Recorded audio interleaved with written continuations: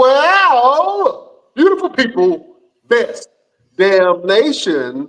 It is Wednesday, and you know what time it is. It is the Best Damn Wrestling Podcast. I am your humble host, Brian Renegade, and with me, I have the best damn crew. First of all, if this man was to play any superhero, it will have to be T'Challa from the Black Panther. That's how noble and powerful this man is without eating the sacred earth.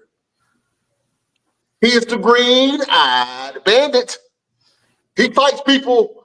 Sometimes he bites people. He's the Brownsville bully. He's your mama said the wrestler, and he can whoop your daddy, your uncle, and your granddaddy ass. The one and only Roosevelt, the fighter. How you doing, my brother? What's up, Brian? And ladies and gentlemen, we have with me the captain of the ship, head honcho.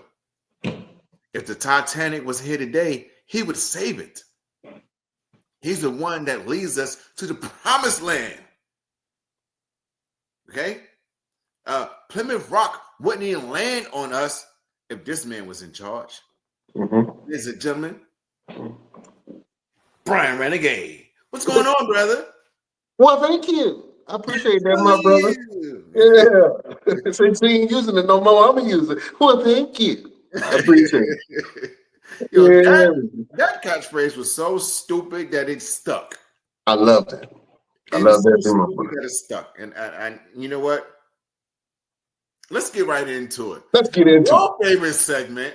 Go ahead and drop that little beautiful bean footage there, brother. Beautiful people, you know what time it is. It is my favorite segment that we do each and every week. Prepare yourself. It's Hot Topics.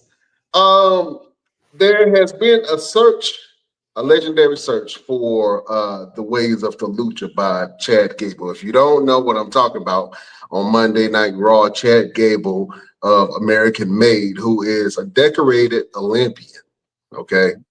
This man is the truth. He is a great wrestler. He's a great technician. If you had to compare his style with anybody in wrestling, it would definitely be Kurt Angle or a Ken Shamrock, his style. Yeah, you got to give it to him. Ankle lock, they all have to ankle lock. All of them do suplexes. Same difference. You know what I'm saying? That wrestlers, you know what I'm saying, layout. But anyway, Chad Gable has been on the search for the ways of the Lucha Man. And on Monday Night Raw, we just seen Rey Mysterio get attacked by a masked man wearing an American Lucha mask. Is this Chad Gable? Inquiring minds would like to know. Roosevelt, what do you think about this whole Chad Gable trying to find the inner Lucha in him? Man, this Lucha Gable that they got going on is funny in several different ways.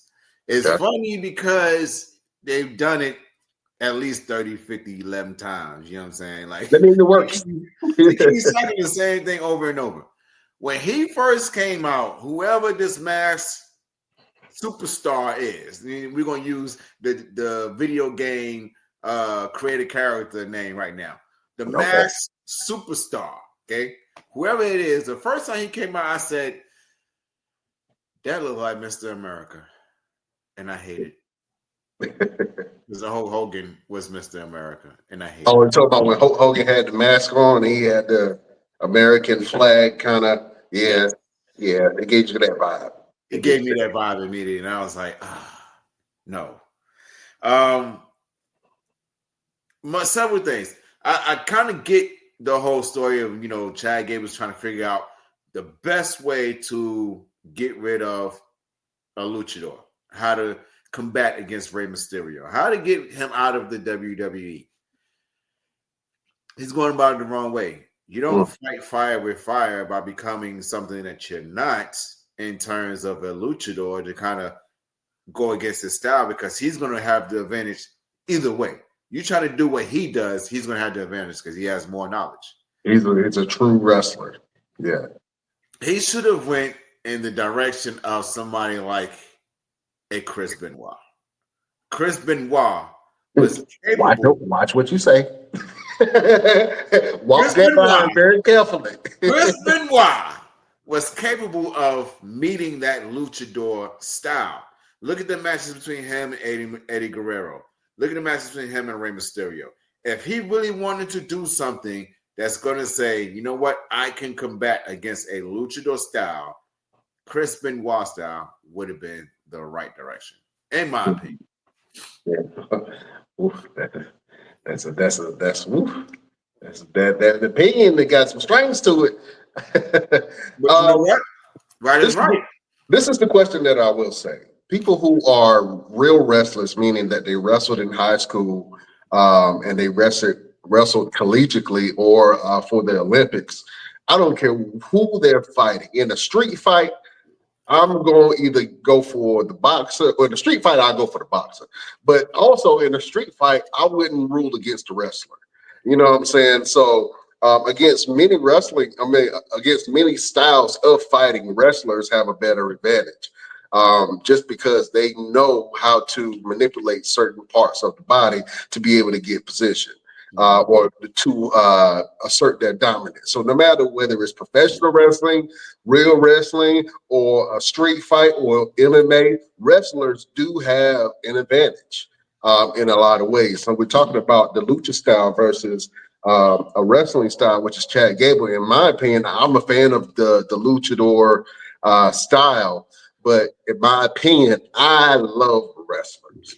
I love a good guy who's very technical, who can get in there. Ken Shamrock was probably one of my favorite superstars growing up in the Attitude Era before Kurt Angle came along and started doing what he's doing. And of course, Brock Lesnar is one of my all-time favorite heavyweights. Probably is on the Mount Rushmore. Should be considered on the Mount Rushmore of wrestling.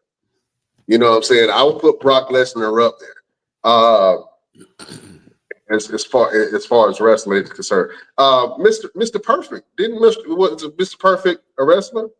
I believe so. I believe so. Bret Hart. A lot of people love Bret Hart. Bret Hart was very technical. Owen Hart is very technical as well.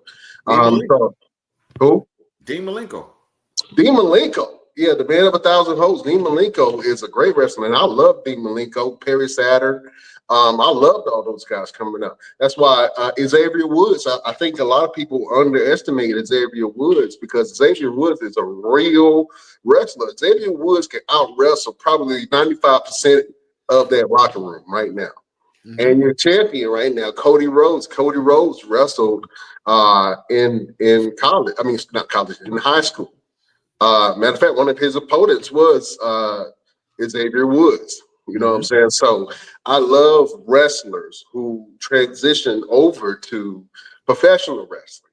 And so Chad Gable trying to match up with luchadors. I think that the wrestler style in professional wrestling and luchador style goes very well because it's technique versus style. Technique versus speed. Yeah, technique versus speed. There you go. So you got technique versus speed. In that, I can't say technique will always win because sometimes speed, if you're fast enough, you can prevent somebody from executing their technique. Mm-hmm. Or you can throw them off so bad that it's hard for them to execute their technique.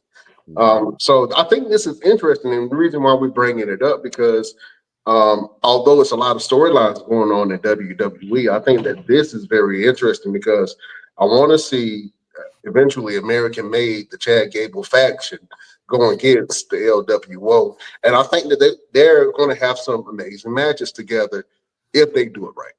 Right. You know what I'm saying? So I think a lot of people are kind of hidden that, you know, maybe they might bring in Ray Phoenix, who is Penta's brother.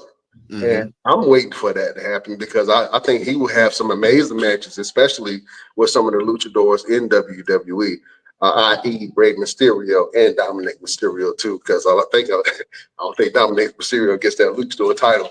But you got to give it to him, man. You got to give it to him, man. He got a luchador style, legendary father. He grew up in the business. I mean, other than Andrade. Andrade is a really great wrestler too. You know what I'm saying? Who has that luchador style. And I think that he's been flourishing in WWE. Now, a lot of people probably don't feel that way. A lot of people probably feel like Andrade is not really getting a lot of shine, but he's been on TV every week. You know what I'm saying? And so whether you want to admit it or not, I think a lot of people want that spot. And I think that Andrade is definitely a representative of that lucha style. You know what I'm saying? So let us know what style that you actually like. Do you like the luchador style, or do you like the real wrestling style in professional wrestling? I think that those are probably my favorite two styles. And I think it's going to culminate into a great match with Chad Gable and maybe Rey Mysterio. I think that's what they might be going with that. If Rey Mysterio, listen to me, if Rey Mysterio and Chad Gable have a match at WrestleMania, I think that they would tear down the house. A lot of people might not agree with me, but I think that they might tear down the house if they did it. Let's go out to the Best Damn Nation, man. We got some questions. Let's go with this one. This is a good one. Hey, guys, what 3 matches were the match of the week for this week? Man, it's been a lot of wrestling happening. AEW had some stuff. TNA had some stuff. NXT had some stuff. WWE, of course, had some stuff. Roosevelt, man, off the top of your head, what were your 3 best matches of the week? Matter of fact, hold on. We got something for that. Hold on. We got something for that. It's been so long, bro. It's been so long. We've been doing a lot of interviews, and thank you guys for checking in with us and doing checking out our interviews, man. And we got some more for you, and I'm excited to announce it. But beautiful people, prepare yourself. If I can find it, prepare yourself. It's been so long, can't even find it. It's been so long, can't even find it. But I'm gonna just do this one because this is the upset of the week. All right, so Roosevelt, here you go. This is your upsets of the week. As Roosevelt chews in the background. We're gonna do the upset of the week. I think I'm gonna go ahead. I'm gonna go and I'm gonna just tell you the upset of the week, and then I'm gonna let you name your top 3 matches of this week.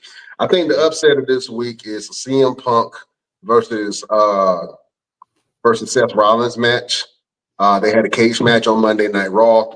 The match was a great match. I think, and I'm not a big CM Punk fan, but I've loved this CM Punk run that he's been having lately. And I think that he had a really good feud with a lot of people. I mean, he came in the door with, with ops. You know what I'm saying? So it's good that they are lining up some good dance partners for CM Punk that makes him look good. You know what I'm saying? Because CM Punk does not look that great in the ring. But he has some ring generals that he's been in the ring with that's made him look phenomenal lately, and especially with some of the cage matches. He had a great cage match a little while ago with Drew McIntyre, and this match with Seth Rollins absolutely delivered.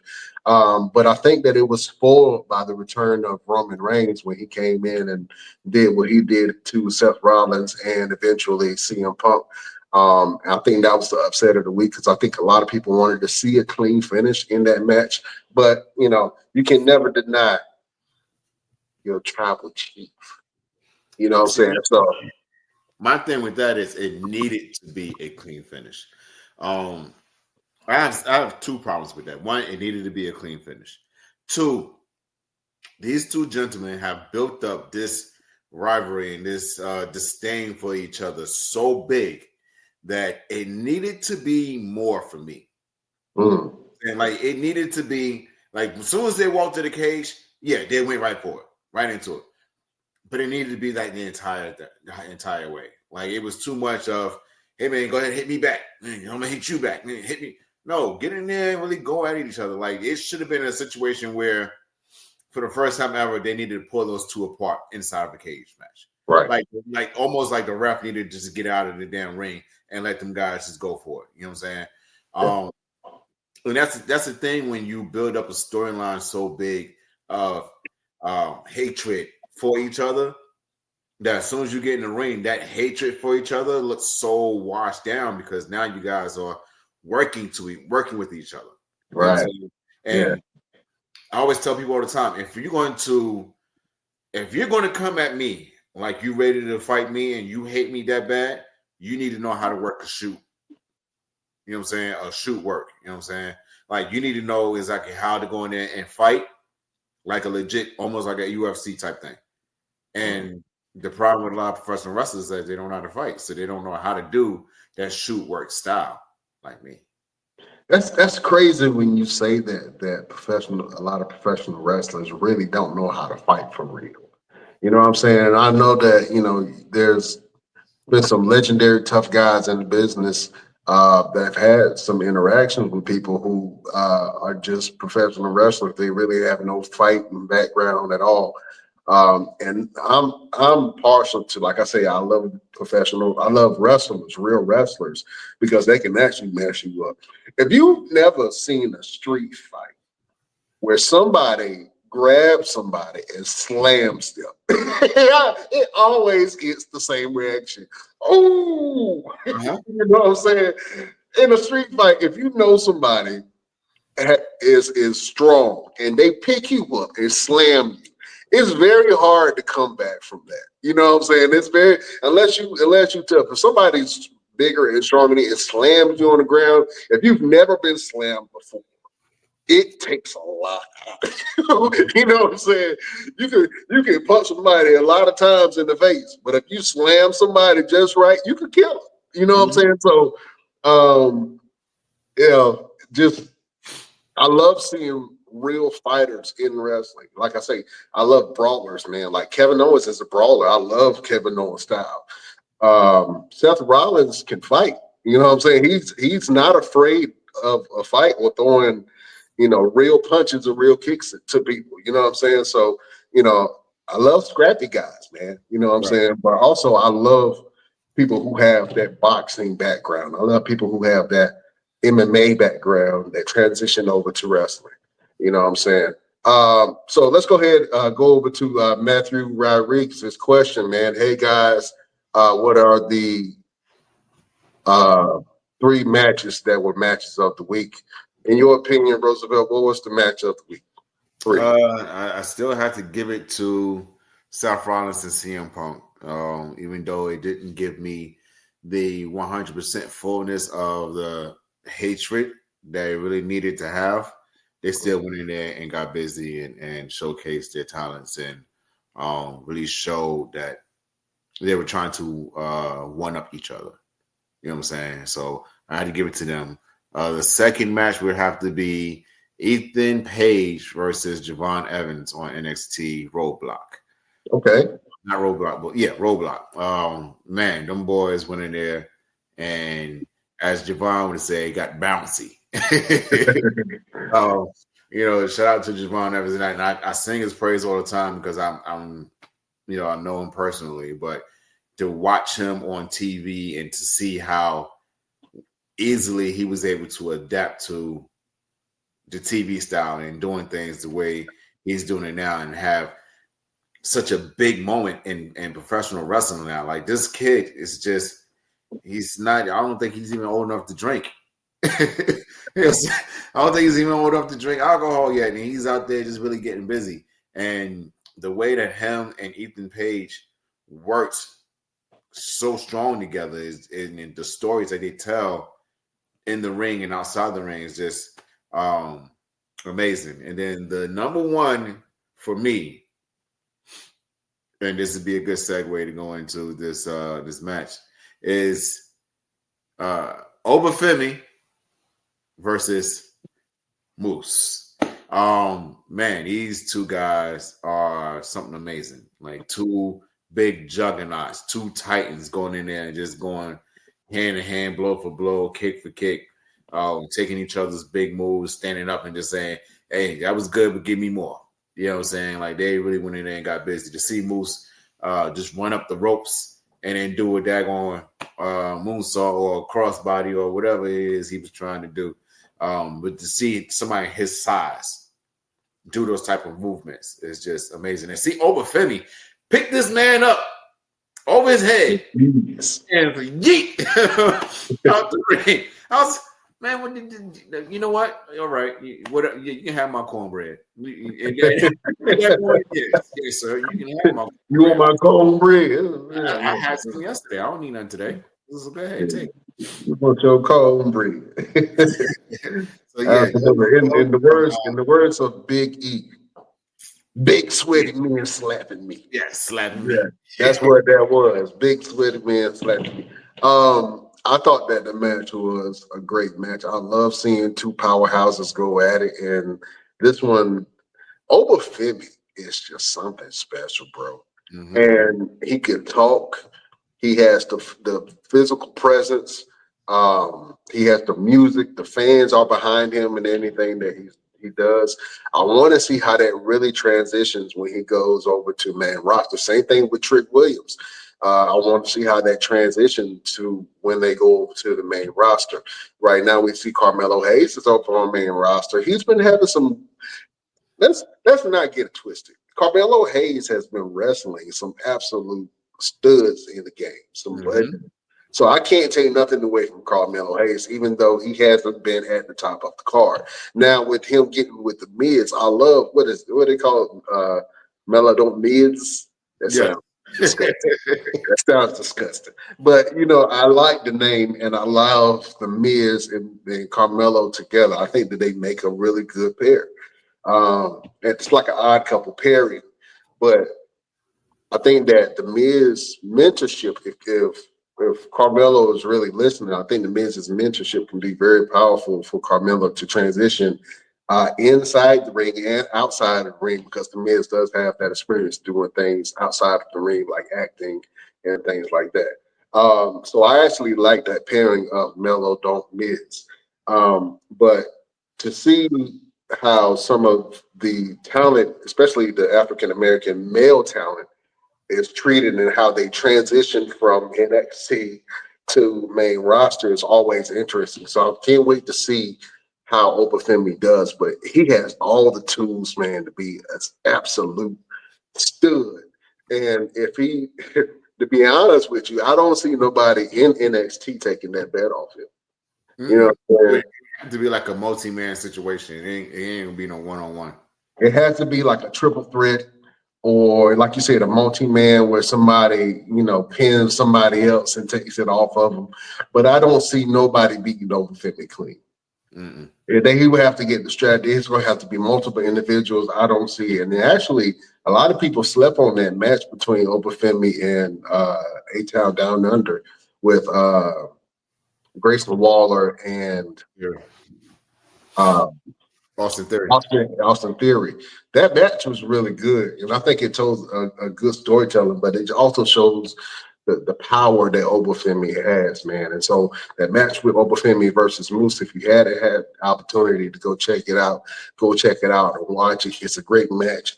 Big sweaty men slapping meat. If you like to watch it, watch it. You know what I'm saying? Real quick before we bring on our cohort, the good thing I like about the Miz, what is it? Miz, yeah. Is the funny thing is Miz being in the mentorship position.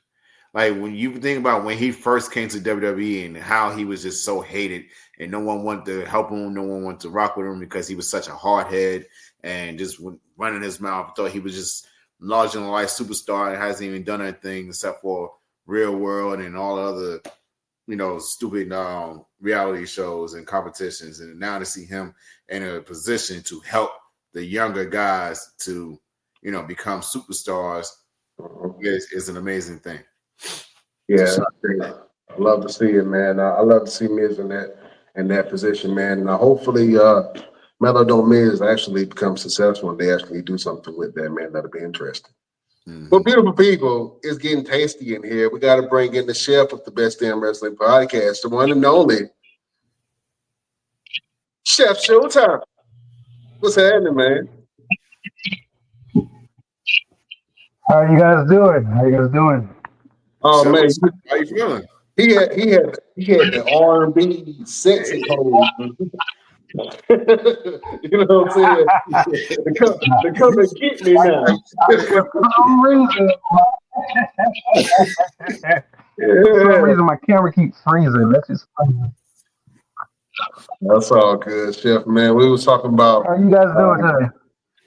We good, man. Talking about some of these matches, man. We were just talking about Obafemi versus Moose from TNA and how good the actual match was, man.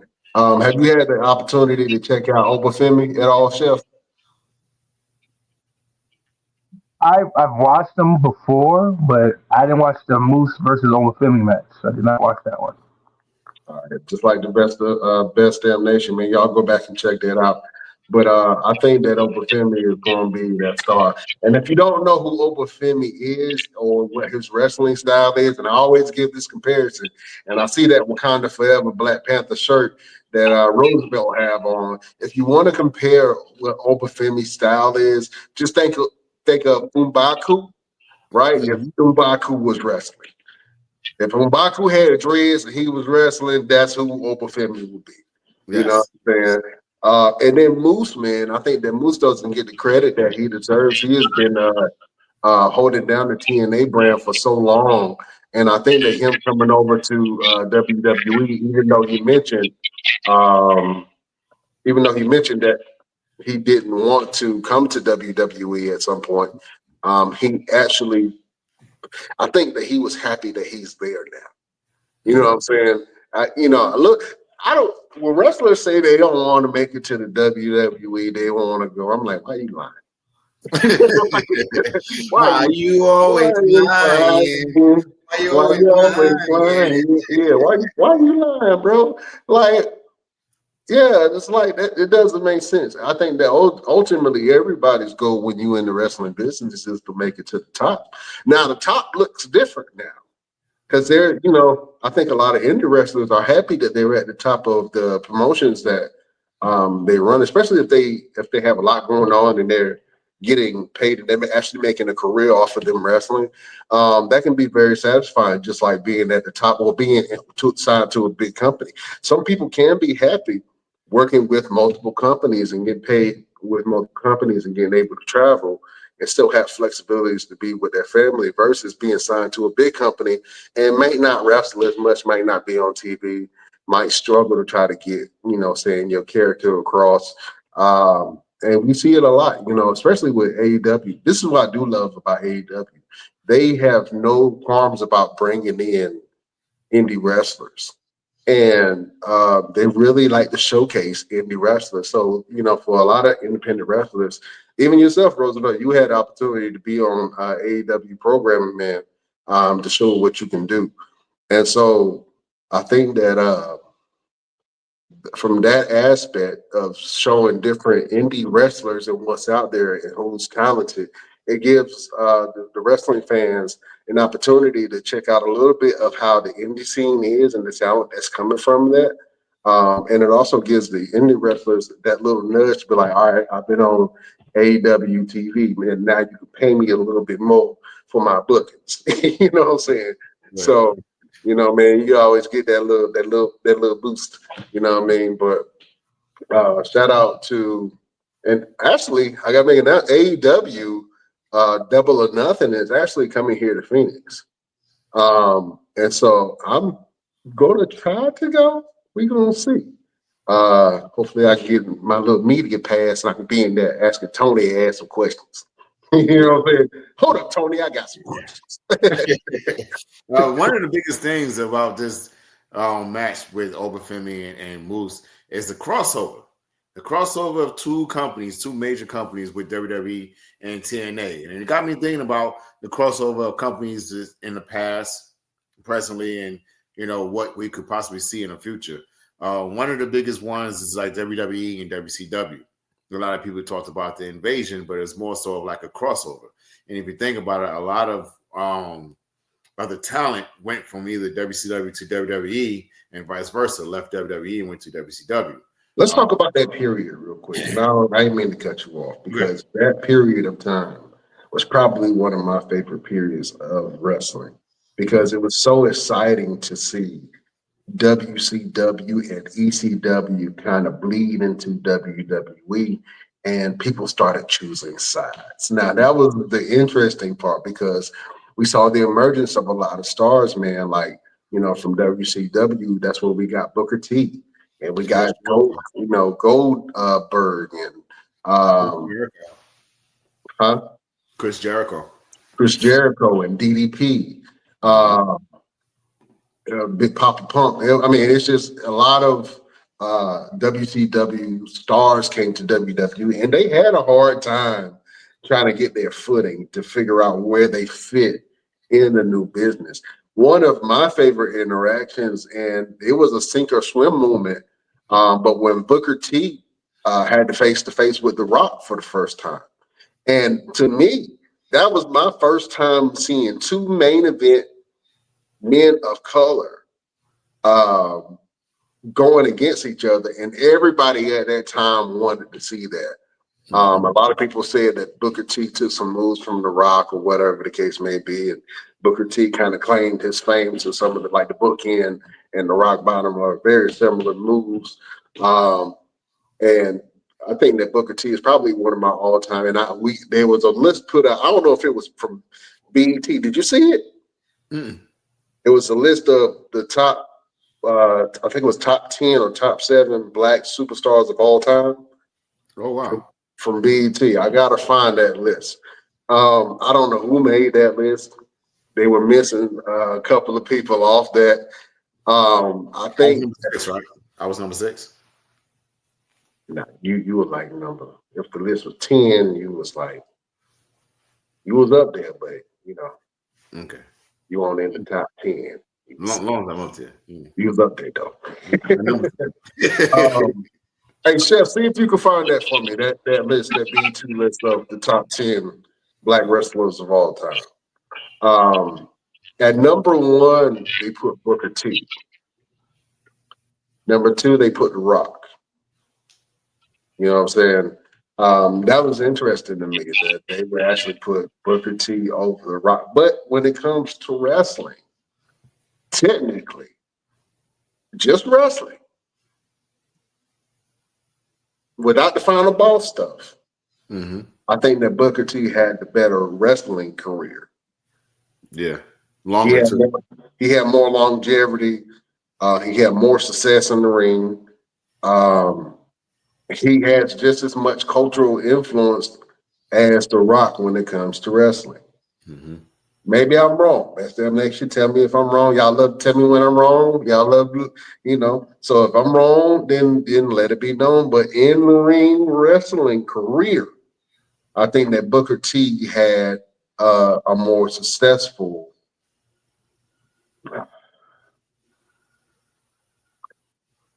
He had the longevity. He had the longevity in the ring. Now, ultimately, if The Rock didn't leave and go to Hollywood, The Rock would have probably surpassed Booker T. But then still, it probably would have been neck and neck because Booker T also has his own company. He has his school, and he brings in other talent. So that kind of gives him that little bit extra because not only he's working on WWE TV, but he's also working on his own local TV as well. So, anything could have been awesome. Success is success. You know what I'm saying? We're not comparing apples and oranges because I'm happy to see the success of these two black men, and as a wrestling fan, to see other men of color succeed. And I love to see everybody. And so I don't want nobody to call reverse racism. I'm just saying, as for me, seeing those figures on TV, men of color, was very interesting to me at that time because growing up as a wrestling fan, man, it was hard. We had to fight for respect. You know what I'm saying? Like, you were a wrestling fan, you had to fight for every ounce of what you doing on watching Monday Night Raw. You watch that fake stuff. Right. What else I do? Right. You watch Yu-Gi-Oh! And Dragon Ball Z, you leave me alone. Hey. Don't talk bad about Dragon Ball Z. I ain't talking bad. I'm just saying, it's not real. But in general, if Goku is real, we in trouble. But anyway, man, just I think that the Rock and Booker T, man, both had great careers. Shep, were you able to find that list for me? It's changed. There's not all black people on there no more. What list did you find? BET greatest of all times, and they have. Oh, what's going on? Number 1, Michael Phelps. Number 2, Usain Bolt. Number 3, Wayne Gretzky. Number 4. Yeah, it changed. Oh, so it's not top. I'm just that's a looking at the long different list. ones. That's athletes of all time. Okay. I know. Hold up. BET put Michael Phelps as the greatest athlete of all time. Well, let's keep it real. BET is owned by Viacom, and BET is not a black-owned company. I hate to burst people's bubble, but the same channel that you watch reruns of Tyler Perry movies and Martin is not black-owned at all. They don't care about the interests of black people at all. So I hate to be said, but as far as athletes, I mean, it could be argued that Michael Phelps is arguably one of the greatest professional athletes of all time. I give you that. Now we talk about wrestlers, you know what I'm saying? So if you can find that list, then great. But I think that Booker T and The Rock being number 1 and number 2 as far as the greatest of all time. Also, shout out to the females. I think Bianca Belair made that list. I think she was like number 6 or number 7. Jazz made that list as well. And we're just talking about our influences growing up. I love seeing people of color in wrestling, and I love the way that wrestling looks now. It's very reminiscent and reflective of how America looks. You know what I'm saying? So you have different people of different races that are now getting into wrestling from different backgrounds and different sports backgrounds. So I love to see it, man. I love to see athletes of all races, creeds, and colors get in the ring and actually, shape it up. Let me ask you, Roosevelt. You've been a lot of places wrestling, man.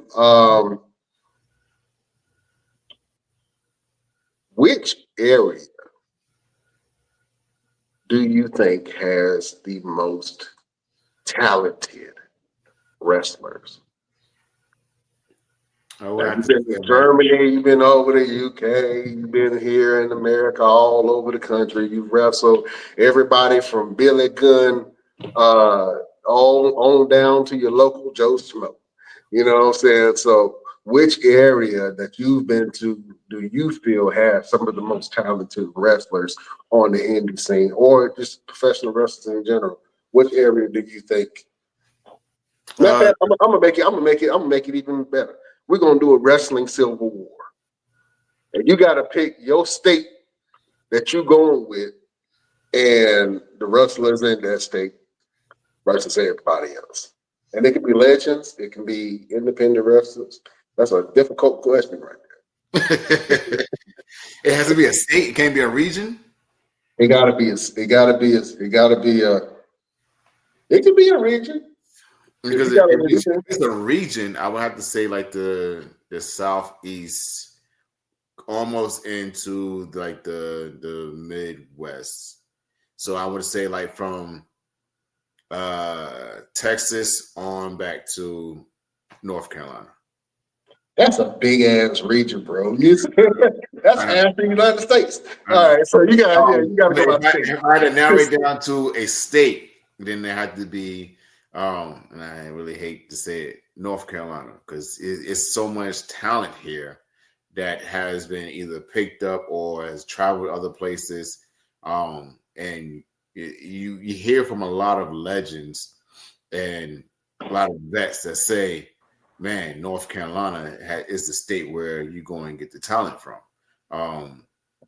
It's been the wrestling state for a very long time. Between here and Tennessee, it's been the top 2, and then you also have like Georgia and Florida. It's been the staples of professional wrestling. And then once they started venturing off into Texas, and then started moving on from there. But those are like the top ones that when you think about professional wrestling.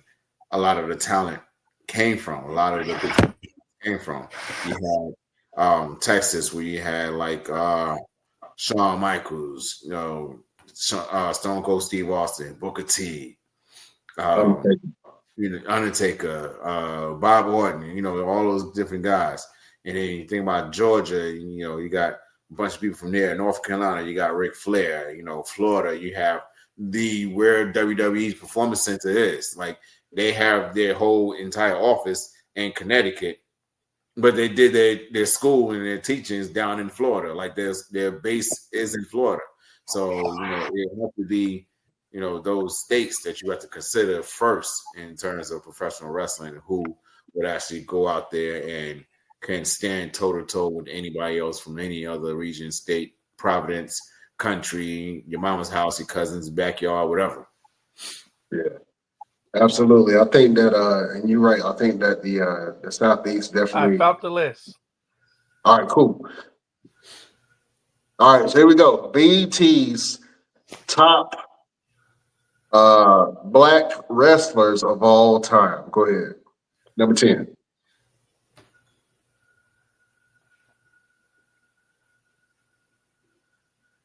Chill. Did we lose him? All right. For number 1, they got Booker T. For number 2, they have The Rock. Number 3, Kofi Kingston. Number 4, Mark Henry. Number 5, Sasha Banks. Number 6, Junkyard Dog. Number 7, Ron Simmons. Mm-hmm. Number 8, Bobby Lashley. Number 9, Bianca Belair. Number 10 is Devon Dudley. And they have for number 11, Big E. 12, Jacqueline. 13, Naomi. 14, Shelton Benjamin. And 15, Jazz. That list is kind of hard for me. I can't see Sasha Banks being higher than Ron Simmons. Cut it out. I'm sorry. Cut it out. Not Uncle Ron. Nah. Damn. This is what I will say about Sasha. I think that with Sasha Banks, her timing really ushered in a new era of wrestling for women. And whether people want to give her credit or not, I think that Sasha Banks, on a marketing standpoint, has had more influence than Ron Simmons. Hear me out. Hear me out. To this new generation of wrestlers, because they actually got an opportunity to see the evolution of the wrestling business with the Four Horsewomen at the helm of that. And Sasha Banks being a woman of color and Bayley being a woman of color. A lot of people think Bayley is white. She's not. Both of them being women of color. I think that it really ushered in a new wave of women getting into wrestling. Now we have this huge flood door of women that's getting into wrestling of all creeds and color. And I think that Sasha Banks absolutely helped usher in a new era of wrestling for women. Now, what Brian Simmons did, he did the same thing for all people. You know what I'm saying? So we didn't have no Sasha Banks. It wasn't for no Ron Simmons. He would not have Sasha Banks if it was not for Ron Simmons. Look, Ron Simmons had to bump in order for her to run the ropes. Okay, there you go. There you go. So I'm not negating the list, even though it can be it's very questionable. But you can interchange a lot of people. I mean, you got Coco Beware that could possibly be on this list. You got Soul Man, Rocky Johnson that can possibly be on this list as one of the first black nationally televised tag team champions with Tony Atlas, and that that influence alone was great. Um, who else was kind D'Lo of Brown. D'Lo? Was D'Lo Brown on this list, Chef? Hell no. Nope. I don't even know why they got Shelton Benjamin. Shelton Benjamin was huge in the 2000s, man. I mean, you know, multiple time champion, tag team champion, Really intercontinental champion. Who? trash. We had Cisco wrestling. That's what we had. Yes, Oh, Cisco. shut up. He called Sheldon Benjamin Cisco. Oh, Cisco. You know That's actually funny. you know who needs to be talked about, and we don't even mention him ourselves, and we probably should be ashamed of ourselves. Titus O'Neil. Titus O'Neil, even though he didn't do very much in wrestling, he does a lot beyond the ring. You know what I'm saying? Like, he's had really good moments. He's been tag team champion. He may not have won any singles titles, but he's been a multi-time tag team champion. He's done a lot for the community outside of professional wrestling. And as far as I know, he's still with the WWE doing a lot of big things. So I really think Titus O'Neil is overdue for his flowers. Yeah, I agree with you. I think Titus O'Neil definitely is overdue for his flowers, and he deserves respect because the community work, honestly, he's doing a lot of community work, just like John Cena has been doing over the years, man. And Titus O'Neil has been an advocate for the Boys and Girls Club and a lot of different educational programs and things for the youth in the community, especially within the city of Tampa, Orlando, down in Florida. And he has been an ambassador for the WWE for some time. I know a lot of people remember him from sliding under the Royal Rumble ring during his injury. But you're right. He is a multiple time tag team champion, and he has been a strong force on the WWE community development side for so long. So I think that Titus O'Neil absolutely should be on the list of some of the greatest superstars of all time. If you're counting what he does outside of the ring, or just for the company WWE in general, man, I think that he absolutely should be on that list. The Godfather can easily be on that list, man, because I was a Godfather fan even before he was a Godfather. Kamala and Papa Shango. Did I say Kamala? I'm sorry. It was not Kamala. Papa Shango. What was his name? Quang. No, when he was in the Nation of Domination. Oh. So with a K. I can't remember. Anyway, something. Anyway, The Godfather definitely could be on the list of greatest black wrestlers of all time. Also, we talked about it before. Awesome Kong, as far as female wrestlers, Awesome Kong has done a lot in general for wrestling, man, and even with her role on the Netflix show Glow, you know, she was a great actress in the season Glow. If you haven't seen Glow, go to Netflix, type in Glow. It's Glorious Women of Wrestling. They told a period of time when there was this company that was all female wrestling promotion, and they were trying to get it over. And it's a great series, man. Go watch it. It's awesome. What other black wrestlers are we missing that can be on this list?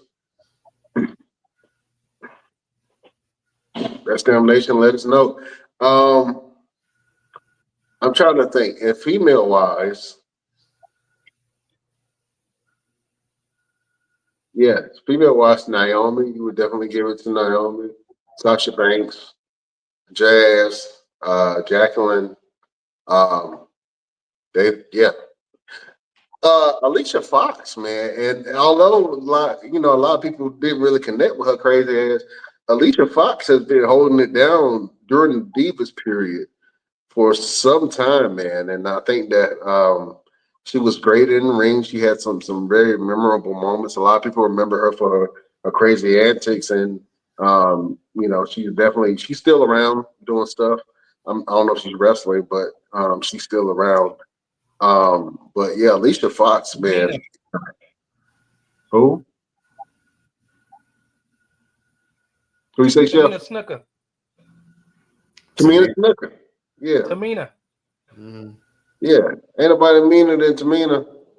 Yeah, I give Tamina, you know, I categorize. I don't know. I don't know if they categorize themselves as or identifying as black, but you know, Tamina, she got some, you know, I put Tamina in there. Yeah. I'll put Tamina in there. You know what I'm saying? Yeah, I'll put Tamina in there. Sharmell. What about Sharmell? Sharmell? Sharmell also. That can, you know, she has had a lot of influence on, especially Booker T. You could arguably say that, you know, there wouldn't be a King Booker without a Sharmell. I don't think the character would have worked as well if it wasn't for Sharmell. See how that rhyme right there? Yes. Yeah. Yeah. So shout out to all the wrestlers of color. And I think that these wrestlers that's on this list, man, absolutely have influenced this new generation of wrestlers, no matter what color they are.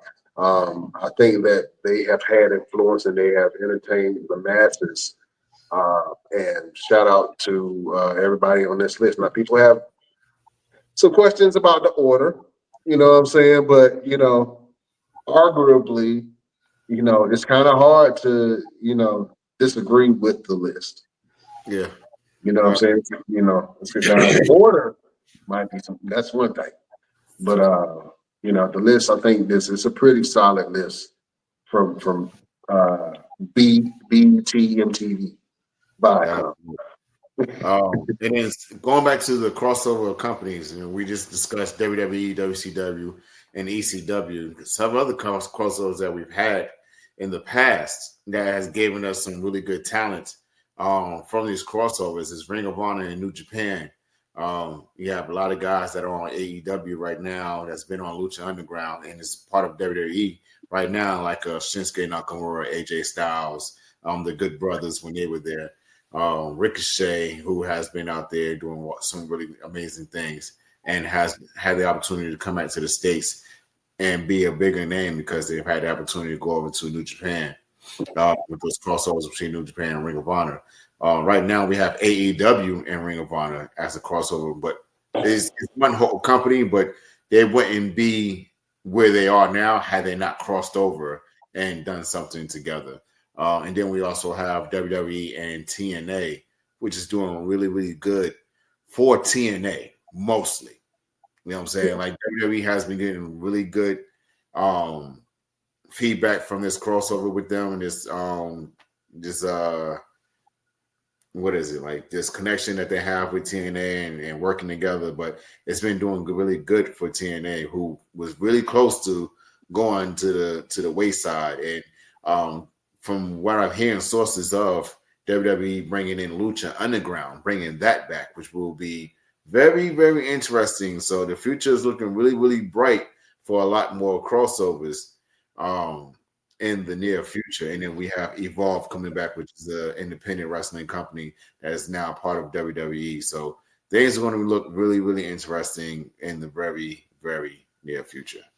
Yeah, I wanna shout out Evolve, man. I actually checked it out the other night on Tubi. I believe it's on Tubi. Yes. Which is crazy. Because a lot of people talk so much trash about Tubi. I got a movie on Tubi, and WWE's on Tubi right now. So, suck it, okay? Now, how you feel?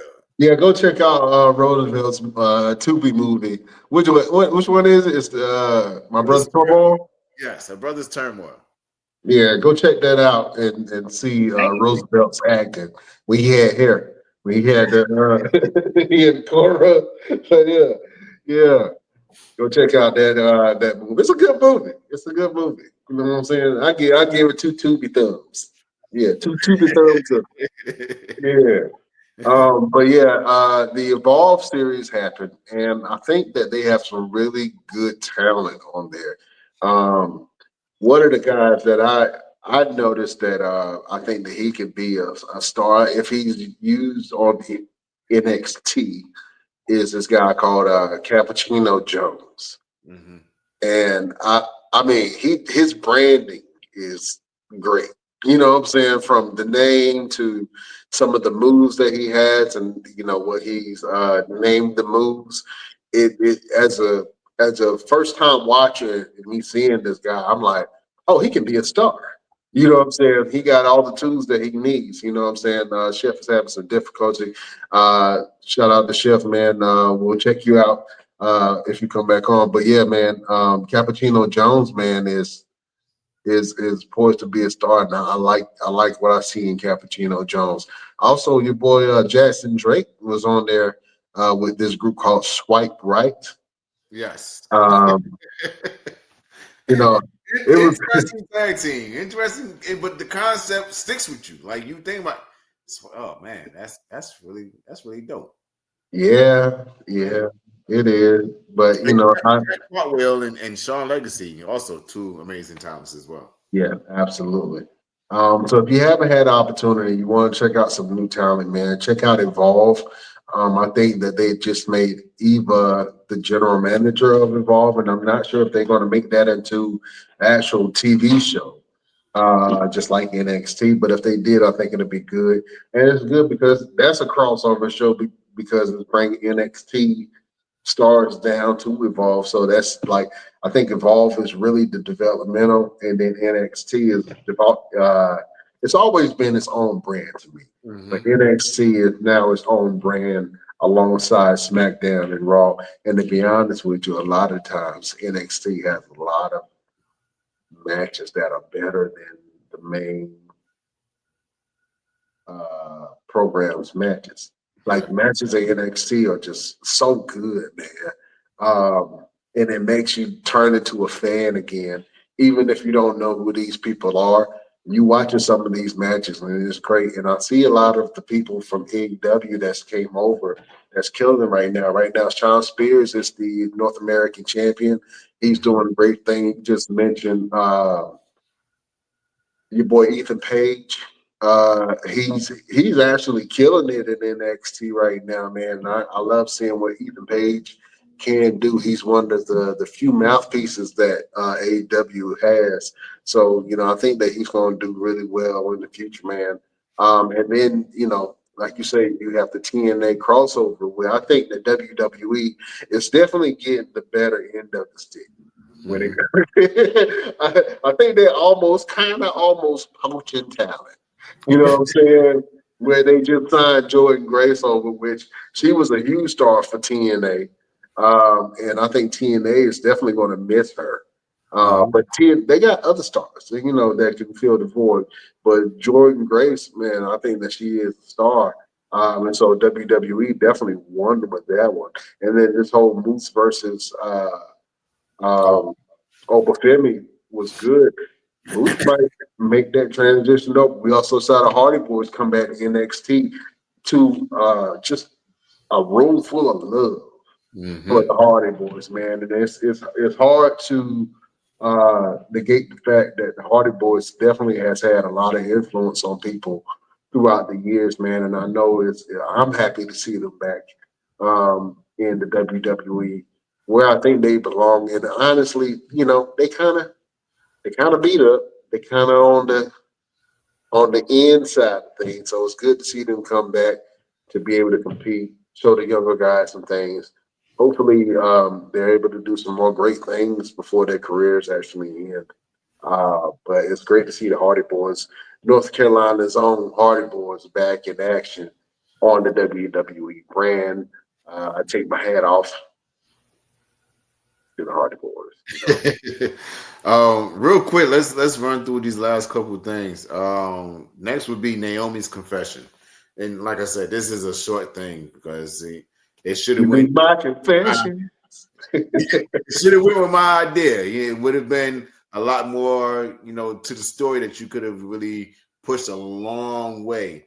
But I'm really interested to see exactly what they're going to do with this entire situation with Naomi, Bianca Belair, and Jade Cargill. She went out there and told Bianca, look, "You ungrateful bitch!" And she turned around and looked at her like, "Who are you talking to?" And Jay came out and was like, "Yo, don't even worry about it. I got it." And she beat the brakes off of Naomi. Naomi was like, "I'm sorry, my bad. I didn't mean it. I gotta go back. I'm a show. My mom's here. You know, I'm happy. Mom renegades in that, and What's up, Mama Renegade?" she tries to watch wrestling every once in a while. But I'm gonna show her that because she likes stories. Like As the World Turns, what's another one? The Young and the Restless. She loved all that. I'm gonna show her that feud to see if she actually what she say about it. You know what I'm saying? I'll let you guys know. You know what I'm saying? To a non-wrestling lover, to see a good storyline that got action and drama in it, how can you not love it? You know what I'm saying? How can you not love that? So, yeah, I'm gonna go ahead back and show her that. But I'm 100% invested into this feud now. Mm-hmm. I think that number one for them to have this storyline is big, and I don't think that they realize how big it actually is yet.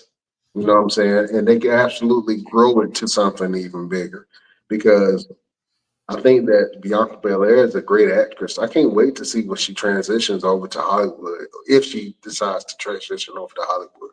I think that she's going to be great. And then ultimately, when Jade gets her footing strong and settled in WWE and starts making that crossover as well, I think that'll be good. Ultimately, I think that the woman that had the best crossover success when it comes to Hollywood, WWE movies, and even MMA is Ronda Rousey, and I don't think she gets enough credit for that.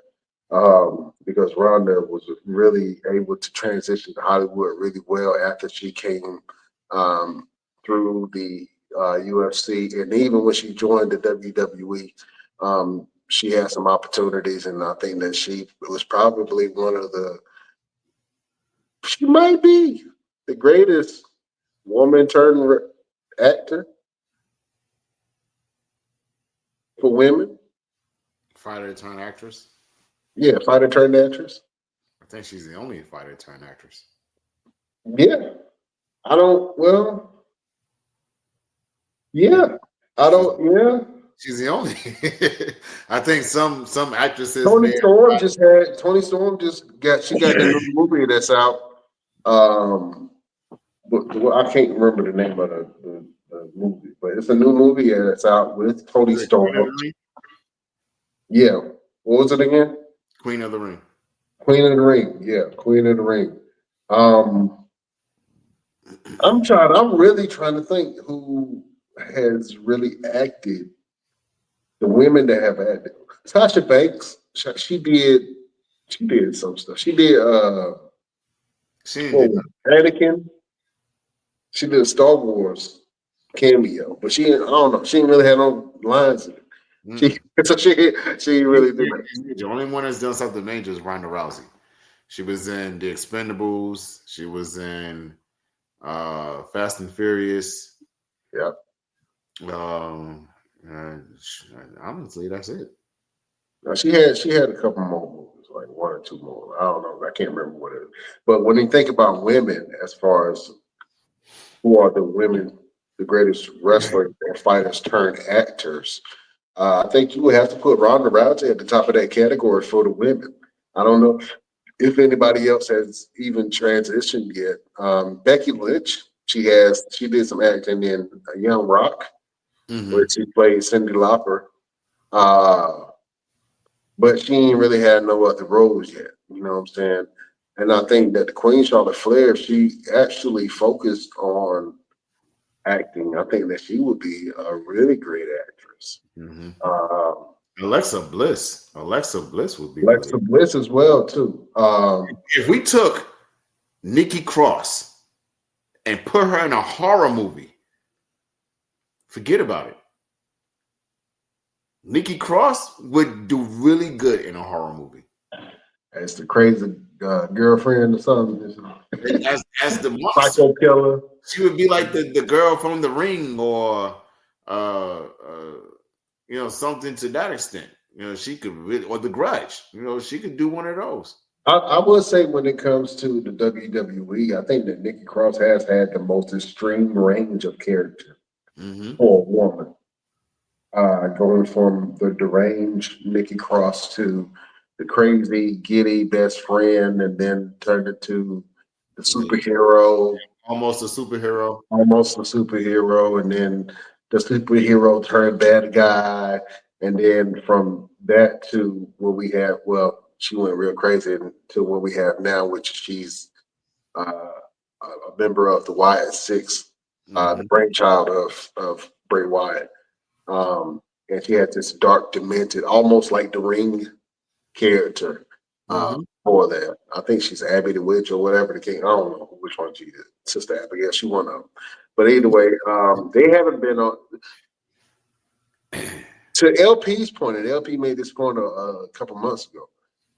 They haven't done anything with Y6 since they've been back. And I think that they are a group of wrestlers who can wrestle, but they're not a group of wrestlers that can talk. You know what I'm saying? Yeah.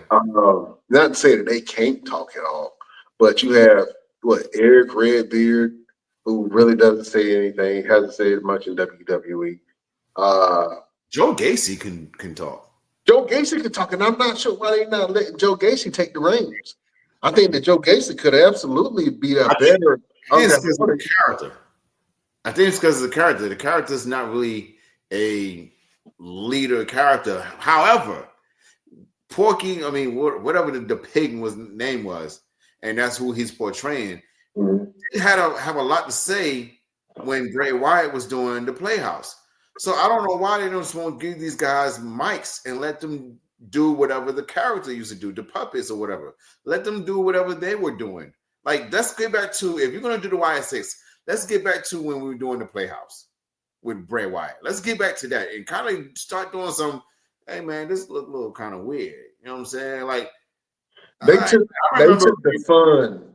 Yeah. They took the fun out of the characters. Booker T got really, really scared when the Fiend first came out, and all you hear in the background is, no, I'm not with this. I'm not with this. Like, that's all you heard in the background when he was doing that. Let's get back to that. Let's make these people really look like fiendish type characters.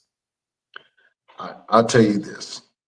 The scariest individuals are the ones who look and seem unassuming, but are very dark and evil and do very, very bad things. But you ever seen the movie The Strangers? I haven't seen it, but I think I've seen a cover for it. Movie cover for it. It was a group of people who was going around killing people, and they went to this one house and they had this little mask on. And it was almost like one of those Japanese, young child masks. And they went to this one house and they went in there and it was like, why are you doing this to us? And they said, because you were home. That was it. Like, could you imagine doing that in a wrestling promo? Like, why are you torturing? Why are you following me? Because you were here. That's it. I'm only doing it because I saw you. Had I not seen you, you'd be okay. Ooh, I got something even better. I chose you. Yeah. You will be my sacrifice. Ooh, that's dark. Anyway, I think that the YS6, they can definitely be redeemed if there is a comedy element to it or a softer element that has dark undertones, and then you bring out the whole group in force whenever something is about to happen. I think that there's absolutely a way to do it. I think that Uncle Howdy character does nothing. Nobody really liked Uncle Howdy ever since he came out. And they haven't been doing a great job with it with Bo Dallas, and that mask that Bo Dallas has on is horrible. He might as well just like not wear the mask, bro. Just wear the hat and the get up and then become the character instead of like having that mask on that makes no sense. Nobody knows what Uncle Howdy is or what he does or how he did. Like, it's too much explanation to wrestling fans. There's too much explanation to non-wrestling fans. of It's, who it's, the it's got character is. to a point where it's no longer necessary, and it makes no more sense because there's no more Fiend and there's no more Bray Wyatt. You know what I'm Yeah, saying? but we did mention something though. If they let the two mouthpieces in the group, hold up, there's 3 ways that you can save the Bray Wyatt. I mean, it's 3 ways that you can save the Wyatt 6. Number 1, you can let Joe Gacy talk. You can make Joe Gacy the lead of the group somehow. And number 2, you can take all the mask and all that off of Bo Dallas and let Bo Dallas become the new character that Bray Wyatt was when you're doing the Firefly Funhouse. I think that he can do it, but they're not letting him do it. So they need to bring back the Firefly Funhouse, let Elkin Howdy or him take over. And the last thing that they can do to save the Wyatt 6 is put Alexa Bliss as the leader of the group. Mm-hmm. Exactly. And I think that's what they're leaning to, because I've seen like every time Alexa is out, they do the little switching of the screen or whatever. Let Alexa Bliss become the leader of the Wyatt 6. That's the only way that you really, truthfully, that's the only real way that you're going to be able to save that, because Alexa Bliss is a superstar at home, right? She has very close ties to Bray Wyatt. It makes it easier for them to do the Firefly Funhouse. Alexa Bliss could put hits on everybody in men and women and have ultimate power there. That's where and how you save that group. Put Alexa Bliss at the forefront and just let her just start attacking people, men and women. Her and Nikki Cross can really take over the women's division with that mystical stuff if they want to. And then the men are strong enough that they can carry on storylines and have feuds on Monday Night Raw or even NXT and really do something that's very interesting. But for some reason, I'm not sure if they let the horror writer that they have for WWE just focus on the horror aspect of it and not the aspect that a lot of people got behind, which was the humor and the colorfulness and the duality and the character of Bray Wyatt and the Fiend. Absolutely. You know what I'm saying? So and I think their biggest issue is that they came in too hard, too fast. You know what I'm saying? Like the whole. That's what you see. Sorry, go ahead. Everybody, you had dead bodies over here and bodies laid out over here, and the entire, gorilla position was all destroyed. And after that was like going down. Yeah, it's nothing after that. His credit, he's right, and the Wyatt 6 has been going downhill ever since that. So I don't know. We'll see. But the group doesn't have to. And then it's enough room for that faction to really do something and thrive, especially with the writers that they have, especially with the talent that the group has, and especially with the talent that's on the roster, man. You absolutely can do something. Take that ugly mask off of Bo Dallas. Let Bo Dallas get to a deeper, darker character. And then let Alexa Bliss take control of the Wyatt 6. And then let Joe Gacy talk a little bit, and boom, that group can be revived. Mm-hmm. But if you don't do that, then they will suffer and just die off and won't nobody care about it. And that'll be a waste of rollout. That'll be a waste of money. And then after that, where do these individual characters go? They're going to get released because they ain't got nothing going on, and they're not going to push them. Mm-hmm. That's just honest. You know what I'm saying? So it's a way that you revive the Wyatt 6, and the way that you do it is putting Alexa Bliss at the forefront of the group or letting Joe Gacy talk. You know what I'm saying? That's the best way to do it. You know what I'm saying? What else we got on the list, Roosevelt? We got 2 more things, and then we can let the people go to bed. We got John Cena returning this Friday. Punk ass John Cena returning this Friday on SmackDown. And Cody Rhodes is going to be in the building. So it's going to be interesting to see what this interaction is going to look like. What kind of John Cena we're going to get. Hopefully he's not going to try to come out and be on hustle, loyalty, respect, and don't give up and all that other bullshit. We need John Cena in a suit. Like I said before, and I'm keep saying it until we get it. we need Jacob Toretto. Okay, that's what we need with this John Cena. If we got the final boss wrong, The Rock, with everything he's got going on, looking like Hobbs, we need Jacob Toretto. That's my opinion. Yeah, I think that the Peacemaker, Jacob Terrero character of John Cena, that darker version of John Cena is definitely needed, man. And I think that you're right. If John Cena wore a suit, that would make his character different. I think if John Cena came in and just wore all black, Mm-hmm. you know what I'm saying? That'll be something that, a whole character change right there. You're right. You do need that version of John Cena. And Um, John Cena, we know that you're watching because everybody watches the Best Damn Wrestling Podcast. damn right. Answer my challenge, punk. Answer my challenge. And then listen to us what we're talking about. You know what I'm saying? Like, this could help your career in terms of finalizing your entire package and bringing everything full circle. If you want the fans to really get behind what you're trying to do, listen to us because we're fans of what we watch. We know what we're talking about. You know what we're talking about. And I think somebody looks really menacing for me to kick their ass, and you're on next on the list. So There you go. You're on that list of ass kickings. And yes, it happened this year. Yeah, straight up. I think that I love where this is going, and I think that this may be one of the more memorable WrestleManias when it comes to. I think last year was just the storytelling of last year was just amazing, bro. And it's just like now you have lightning in the bottle with Jey Uso and the Yeet movement. This feels like the Yes movement. This also feels like Kofi Mania. This feels like Cody Mania.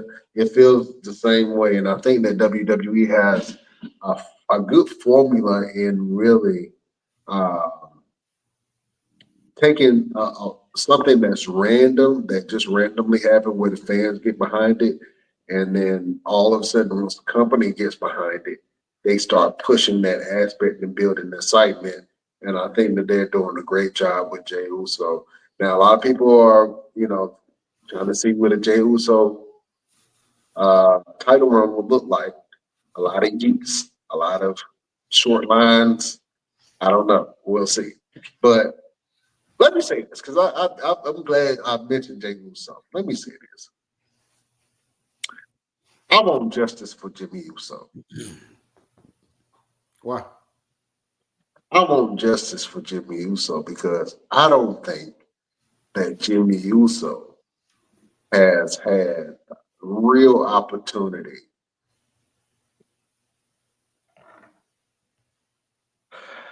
I can't say that. He's had a lot of opportunities. He's had opportunities. Yeah, I was about to say something, but Jimmy Uso has had a lot of opportunities. Number one, to be a singles competitor, but also against some really strong people. Like he had a feud with John Cena. It don't get no bigger than that. Even though it wasn't, it was short lived, but an extension of what the bloodline that was doing to John Cena. But it was a small period of time where Jimmy Uso was against John Cena. And then Jimmy Uso is still trying to find his footing of where he is. I will say this. If Jimmy Uso was given the opportunity to hold a title, I think that Jimmy Uso would be a very, very entertaining champion. Mm-hmm. I think that Jimmy Uso do need to make a couple of tweaks. Maybe he need to change his music. He definitely need a new finisher. He needs his own personality. But Jimmy Uso got personality out the wazoo. Jimmy always makes you laugh. He does. And I think he needs to really tap into that. I think he's still trying to sit back, and it's making the people, especially when I see him, it's still making me connect him with Jay. Mm. You know what I'm saying? Like, Jay has the yeet. That's his. Just no yeet. It's like it's like Even though Jimmy might have kind of started doing the Yeet stuff first, Jay but kind of who took off with it though? You know what I mean? Who yeah. took off with it? And it's just like you still trying to hold on to it. Like let that go. Let that slide on to your brother. Let him have it. Yeah, that no Yeet ain't working. I think you should go on full force and just start using the Yeet too. Why not? I know I know because he want to be separate from his brother and stand on his own 2 feet. Yeah. I know that's why. That's why he do the no Yeet. That it's not really catching on. Because people don't even know what a Yeet means. So no Yeet. I don't know what that means. But I absolutely think that Jimmy Uso, if given the opportunity, number one, I think it's a couple things he needs to do. Number one, he needs to change. He needs a finisher. He needs another finisher. He needs a very defining finisher. I think that he needs to lean more into his comedy and that attitude. You know, a good balance between angry, badass, big Jim, and then that comedic portion that kind of blend them together. How like Heel Rock was back in the early I was 2000s. giving you to say. That's what I was. He needs to be Rock of old. He He 2000. Yeah. He can do it very easily. He could be that guy to come out and cut a promo on you and make the crowd laugh the entire time while he talking shit to you. I always thought that Jimmy Uso was going to break out before Jay, and it just happened the other way. And maybe it was for the best because now Jay has a platform, but Jimmy has just as much, if not more, talent, and can actually really talk on the microphone. Now, if I'm comparing Jimmy and Jay, Jimmy is much better on the microphone than Jay is. You know what I'm saying? But Jay makes you feel, and I think that's the thing that is the difference between Jimmy and Jay when it comes to the wrestling. Jay makes you feel everything, and that cannot be taught. You can't teach that. Emotion. You know what I'm saying? We say it all the time. Emotion over emotion. Every time. Yeah. Yeah, emotion. Jay make you feel. So when Jay was in the bloodline, and he was the let me get him, the right hand man. He made you feel. He made you feel like, oh, okay, yeah, we the baddest on the planet. Yeah, this is family right here. I'm riding with family. Like it made you feel good. He made you feel something. You know what I'm saying? And even now, Jay makes you feel. And I think that's the only thing that Jimmy is missing that connects him with the crowd, where he's making the crowd feel. And I think that he was able to do it when he broke away from Roman Reigns and he kicked Roman Reigns in the face. I think that period was Jimmy Uso's shining moment. And it was so powerful that if you haven't, and I would go back and just watch that whole bloodline storyline from especially that middle part when Jay was breaking off from the bloodline, and then Jimmy broke off from the bloodline, and then for some reason Jimmy went back, and then I don't know, it was just weird. Well, the reason why he went back, and they didn't write that part well, but that part where Jimmy kicked Roman Reigns in the face and broke off from the bloodline, I think that was Jimmy Uso's shining moment. I think that he will have shining moments in the future, but they got to have a direction for him, and I don't think that they have a direction right now for Jimmy Uso. So I think that Jimmy Uso is a lot more talented. I think that he can go. He just needs a new moveset, man, and he has to make the fans feel and get behind what he's doing. And I think that he will absolutely be the star that he is, man. You know what I'm saying? So shout out to the Usos, man. Yeah. Well, that's it, man. I mean, it's been a great show. You know, we've covered everything. I mean, like you said, man, I hope that everything that they're doing with Jay Uso, his path to gold, leads him to the path to the goal. Like at this point, he needs to win the title now. Yeah. And if he doesn't, you're going to kill his character completely if he does not win the world title at WrestleMania. Yeah. Going back to real quick, going back to one of the questions that we posted when you was talking about the collaborations. We got a comment on Instagram from Brandon Club 2. It said people forget WWE and New Japan Pro Wrestling had a strong partnership in the 70s and 80s. Hell, people forget that Ali and Inaki fight was a New Japan event and was broadcasted by Vince Jr. Okay. Okay. All right. Little wrestling history. We appreciate that. A little wrestling history. Shout out everybody that's on Instagram that's watching this right now, man. And thank you for that comment. Yeah, man, it's gonna be good. We also got there's a lot of people that's watching this on Instagram, man. Shout out to Mike Quackenbush. You know what I'm saying?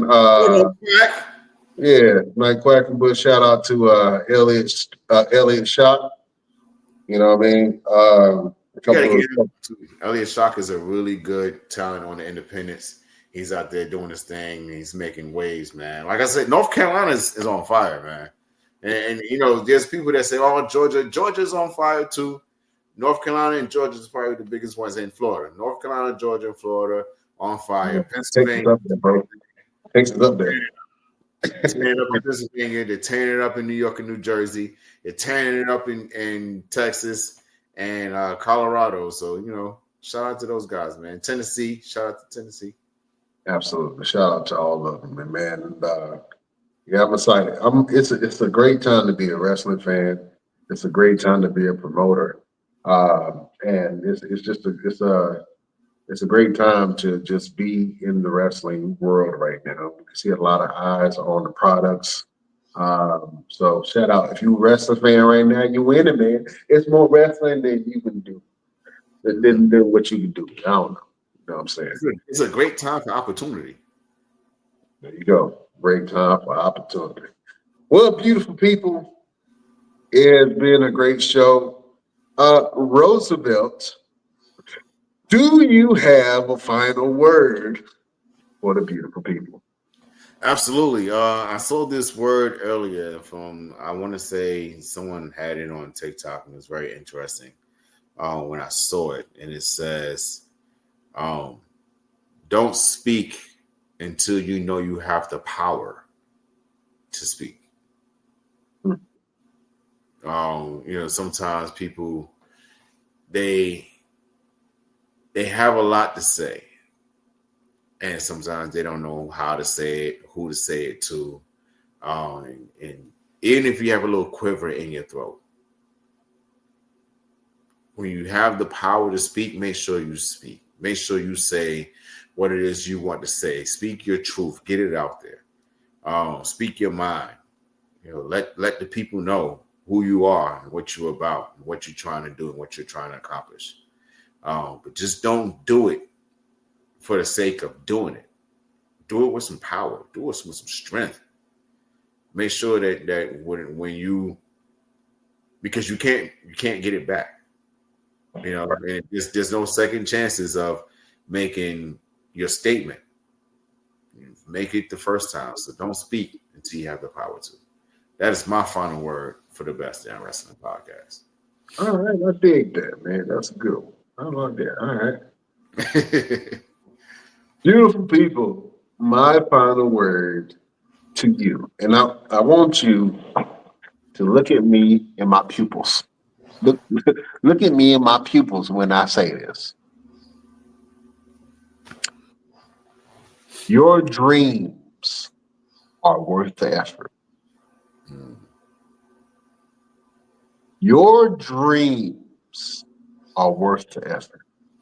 Sometimes when we're working on something and we have these big goals that we want to accomplish, man, sometimes it can look like mountains in the distance.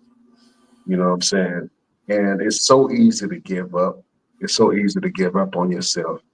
It's so easy to give up on your efforts. So easy to give up on your dreams. It's so easy to give up on being consistent. It's so easy to give up on yourself. Mm-hmm.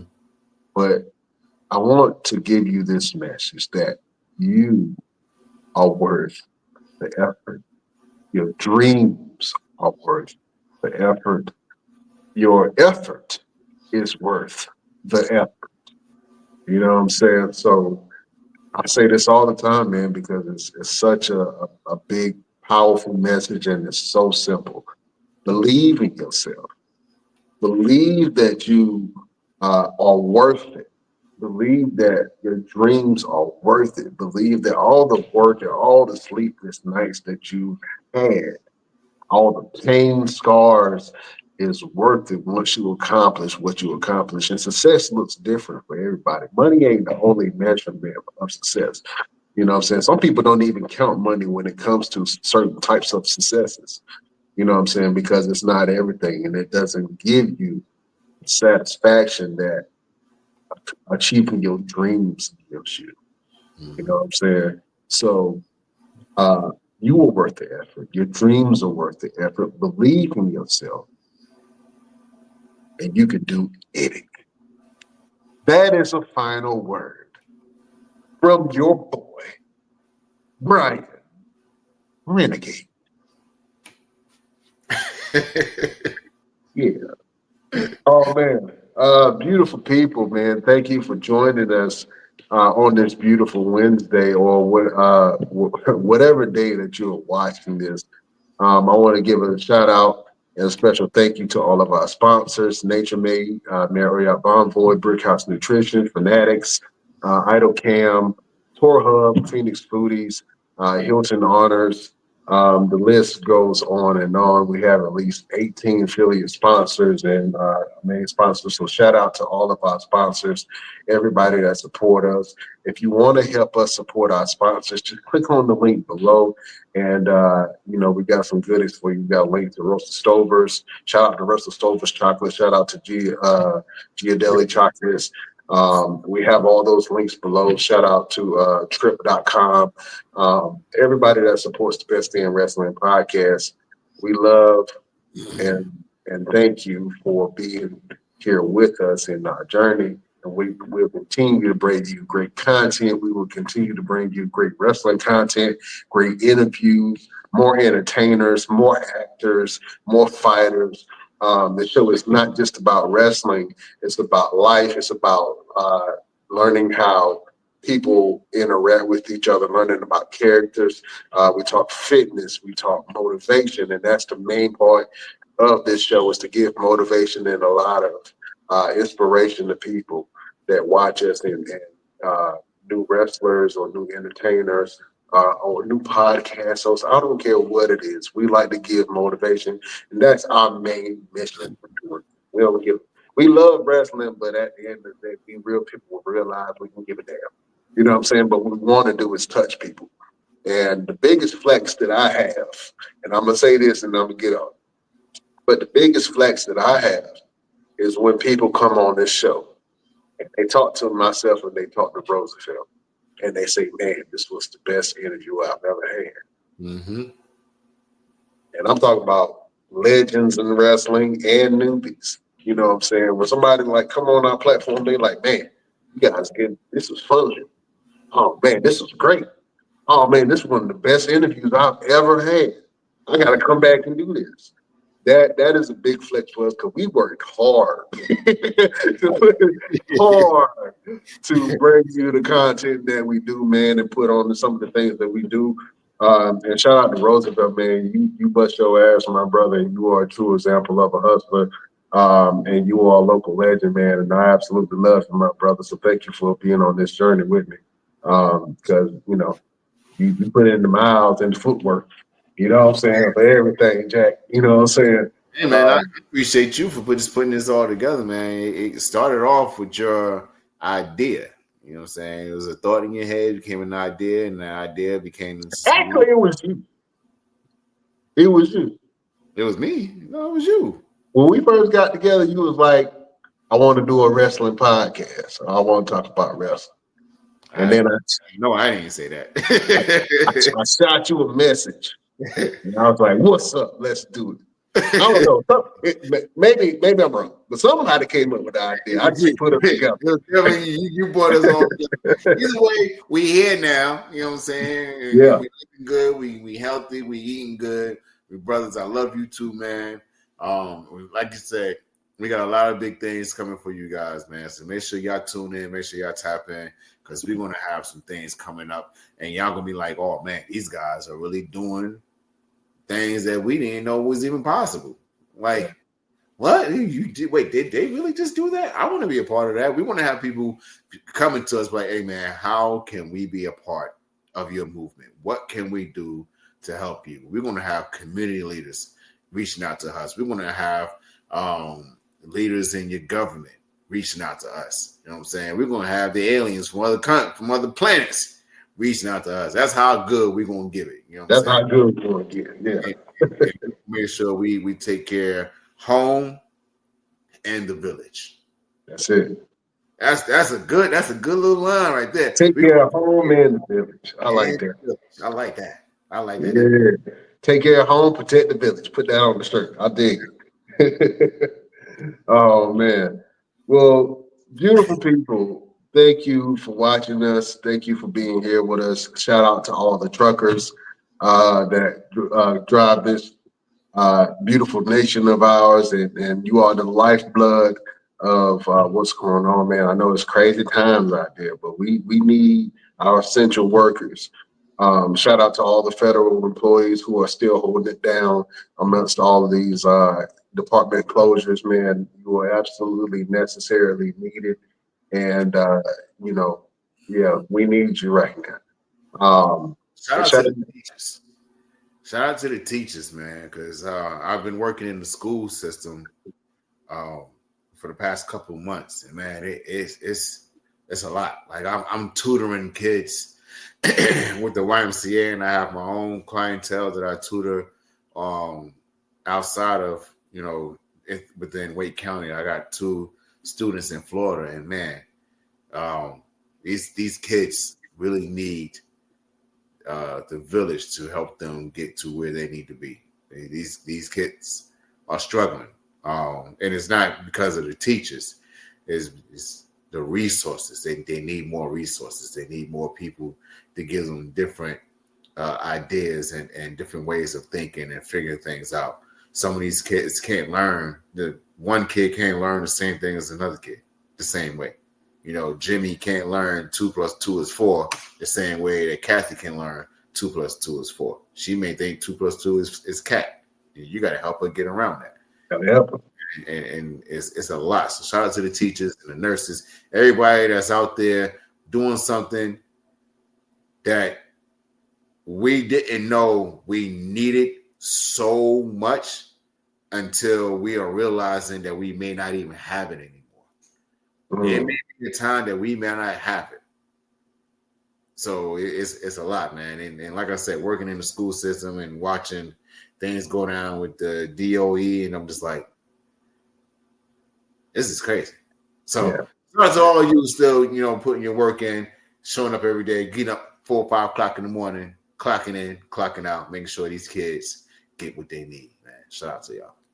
Absolutely, man. And shout out to everybody that listens to the Best Damn Wrestling podcast, not just here in America, but also internationally. So shout out to everybody that's in the UK, that's in Germany, that's in Japan, that's in Austria, you know what I'm saying, Ireland. A lot of the places listen to your boys at the Best Damn Wrestling podcast. It always brings joy to my heart whenever I see a new country and new listeners that, oh man, we got like 100 listeners in Brussels. Oh, snap.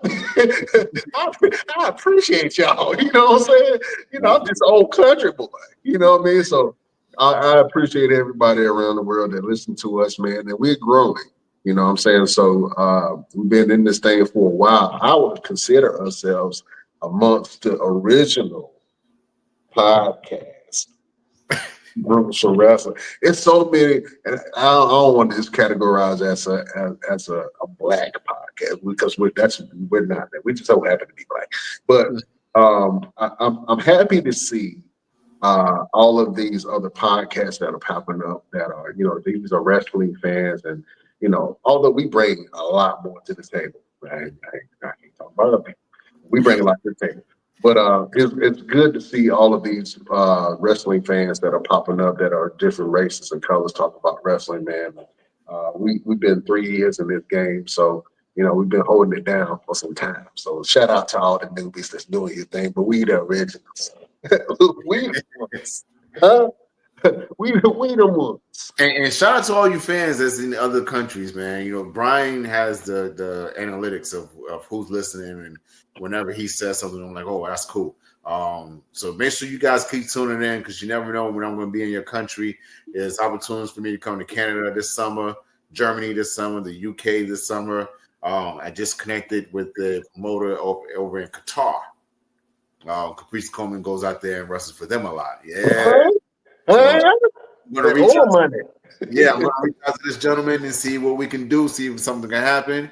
You just never know where I'm gonna be. And make sure you guys tune in April 18th, that weekend, because I'm going to that man's house and we're gonna do a live show there. We're gonna do some things. He's gonna take me around and see the city, and you just never know what we're gonna do right here in the best damn wrestling podcast, man. Absolutely. Yeah, we're trying to go to Vegas, man. We'll see, man. We're trying to be in that room WrestleMania. I'm gonna ask Triple H the real hard questions. I asked my nephew. I said, man, when I'm in this room, and he said he loved Jey Uso. So I said, all right, I'm gonna make it my business to try to interview Jey Uso. Uh-huh.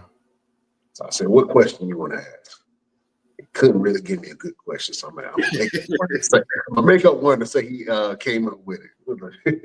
I want to interview Cody for my son. He would lose his mind if he knew that. Yeah. I'm like, Jey Uso, I know that you are a married man. Whenever you are doing do you yell yeet when you finish? I'm just sorry. What? That's a real question. That's what. Hey, just like Cody. Whenever you get ready to do, you go, whoa! Oh, we have too much fun up here. It's too much fun, man. Don't mind us. Check out the rest of the episodes of the Best Damn Wrestling Podcast. We got some great interviews, man. We interviewed Mark James not too long ago. That interview was actually doing a lot of numbers, man. So shout out to Mark James. Shout out to everybody that we've been interviewing lately, man. We've had some great interviews. Sean Cruz, Alex Bryant, C-Rex, man.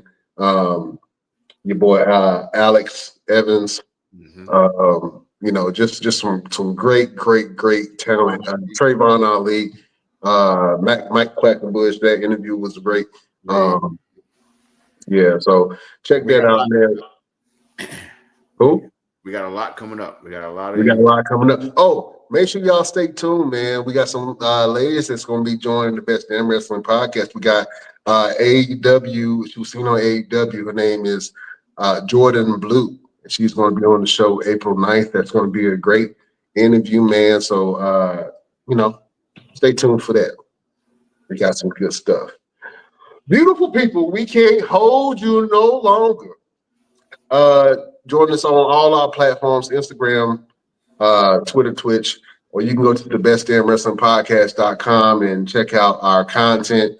You can book Roosevelt for a professional training if you need to. You know what I'm saying? You can eat whatever you want and you can still look fit like Roosevelt over there, man. So check him out and see what he got going on. Check out our blog and check out all the episodes of the Best Damn Wrestling Podcast. We love y'all like play cousins. We will see you next week on the next Best Damn Wrestling Podcast. Oh, man. Thank y'all for joining us. Beautiful people, we bid you adieu.